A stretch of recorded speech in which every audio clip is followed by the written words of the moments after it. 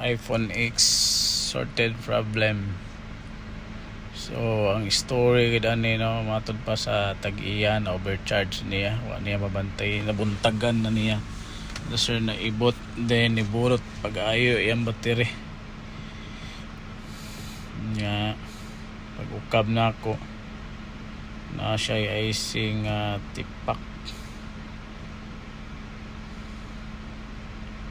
Try lang na to gilis ang iyang IC kung okay ba siya, kay basig na pailain problem ani. So need siya na to step by step ilis at aning IC nga to nakita nga mo ay problema niya. Inungdan nga wala siya naka-on.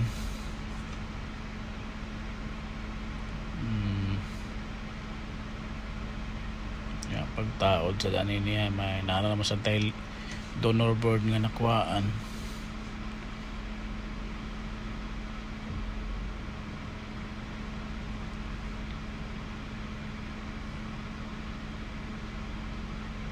So tanawag maayo bas nga dili masayop pagtaod ang IC no, kaya na siya polarity nga dapat nimo sundon.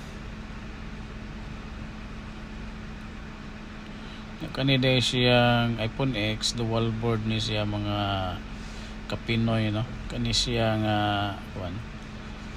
iPhone X, iPhone 11 dual board gyapon na siya. So try na tong on.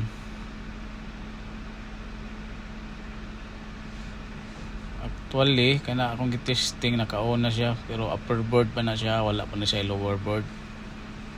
Gi power check lang na nako siya kung buhi na ba yun. So ni-on naman pasabot nga buhi na siya pero wala pa na to mataod yung lower board ana.